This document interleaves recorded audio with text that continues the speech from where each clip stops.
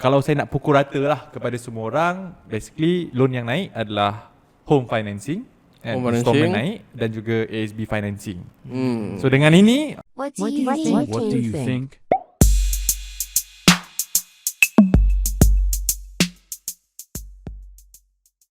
Daripada malaysiakazan.com. Okay, ni 3 Mei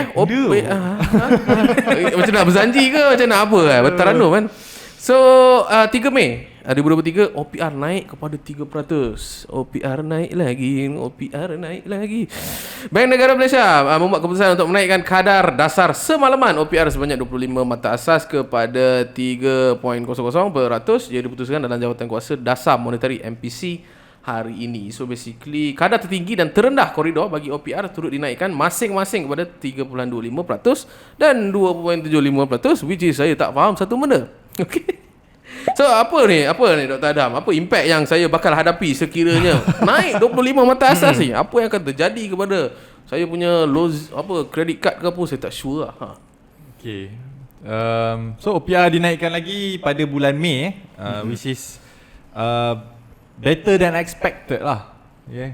Sebab better? Ya, better than expected. Sebab sepatutnya kalau anda tengok video saya tahun lepas, kan, tahun 2022, last OPR dinaikkan tak silap saya November kot. Okay, November 2022, kan, kepada 2.75%. And then at that time, okay, banyak institusi-institusi kewangan menjangkakan Bank Negara Malaysia akan menaikkan lagi OPR sebanyak 25 mata, kan, pada bulan Januari dan juga Mac. Tapi Januari dikekalkan, Mac pun dikekalkan, dan Bank Negara naikkan pada bulan Mei. So kalau anda tanya saya, better than expected lah. Sebab sepatutnya bulan 1 dah naik. Itu perspektif dah. Tapi sekarang ni naik bulan Mei. And seperti kalau Uluan tengok, dia tulis ekonomi global terus didorong oleh keadaan permintaan dalam negeri yang berdaya tahan dengan sokongan keadaan pasaran pekerja yang teguh serta pemulihan ekonomi China yang lebih kukuh daripada jangkaan. So reason dia dinaikkan sebab ekonomi lebih bagus lah. Kan? Ini memang hakikatnya kalau kita tengok kan, normally kerajaan menaikkan OPR apabila ekonomi lebih bagus.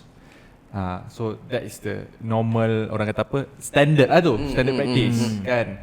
Tapi yang baru-baru ni, contohnya macam tahun lepas lah, tahun 2022, OPR dinaikkan sebab inflasi. Inflasi ni harga barang yang naik begitu mendadak. Tahun lepas inflasi. So yang ini bukan sebab inflasi. Sekarang ni again because it's like a mixture. Antara inflasi dan juga pertumbuhan ekonomi. Okay, nak cakap pertumbuhan ekonomi menggila-gila pun tak juga. Kan? So it's like, okay, so dia slowly naikkan impactnya. So ini again disclaimer, saya bukan pakar ekonomi, tapi impactnya kepada kita rakyat marhain, rakyat biasa, adalah kepada loan kita.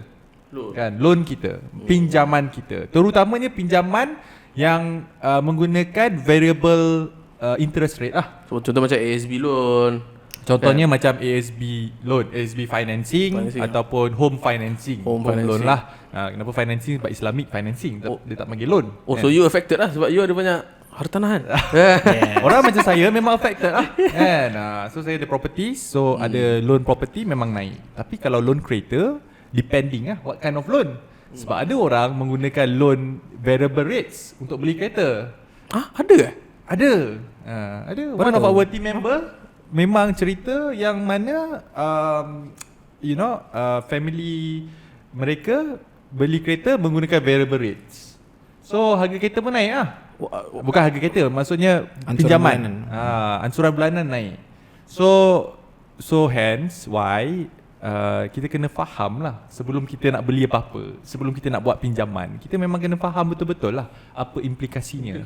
Tapi kalau saya nak pukul rata lah kepada semua orang, basically loan yang naik adalah home financing, installment naik dan juga ASB financing. So dengan ini kena kira balik lah. Akan nak buat announcement lah. Dengan ini saya umumkan mata asas turun balik. So basically that's the thing about loan. Macam Faizi, what do you think? OPR, ada tak impact kepada Faizi dari segi kenaikan OPR ni? Tak ada. Tak ada kan? Sebab apa? Sebab apa tu? Sebab saya tak ada buat pinjaman, tak ada bayar loan, semua tak ada. Cuma saya nak tanya, bila OPR ni naik, adakah ini masa terbaik untuk yang muda yang baru nak beli rumah pertama, kereta pertama buat loan? Tu nak tahu dulu. Jawapannya tidak lah. Sedangkan Dr. Adam dia kata bila dia naik berdasarkan ekonomi yang kukuh kan. Bila dah kukuh, kenapa pula mata wang mata dia OPR naik bukan masa yang terbaik? Sebab installment kan jadi lagi Mahal. Dia dah fix kan. Ya. Tapi ekonomi makin kukuh. Macam mana tu? Lagi mahal. So kenapa saya cakap hari sekarang ni adalah masa yang kurang bijak untuk membeli hartanah? Okay. Sebab OPR tinggi. Okay? Okay. Satu, bukannya saya nak cakap again saya nak bagi tahu siap-siap, saya tak pernah nak gunakan OPR sebagai kriteria sama ada nak beli rumah ataupun tidak. Itu bukanlah satu kriteria. Okay? Kepada semua. Sebab ramai juga yang tanya saya soalan yang sama. OPR naik, sekarang ni berbaloi lagi tak nak beli rumah? Kita jangan jadikan OPR itu sebagai ukuran. Okay? Saya tak pernah. So kalau anda tengok 7 langkah membeli hartanah. Video yang saya buat selepas saya belajar daripada mentor saya sendiri tentang mentor hartanah lah. Tak ada pun saya sebut tentang OPR. Okay, saya sebut tentang harga, saya sebut tentang lokasinya, faham tak? Saya sebut tentang dia punya option. Kalau kita nak sewakan itu, ada banyak tak pilihan. So banyak lagi lah anda boleh tengok video tersebut. Okay, video ni. So dia tak, tapi kenapa saya cakap kurang? Sebab yes, memang ekonomi tu ada pertumbuhan ekonomi. Okay. Tapi tak bermaksud bila ada pertumbuhan ekonomi itu tak bermaksud ia menjadi satu signal point untuk kita beli. Okay? As a customer point lah. As a customer point of view. Kalau saya suka beli rumah masa ekonomi jatuh. Ekonomi jatuh. Kenapa saya beli rumah? Saya for the past like 2-3 years ago, for the past 2 years lah, saya beli sampai 5-6 property. Jadi beli rumah macam beli kopi. So saya betul lah kan.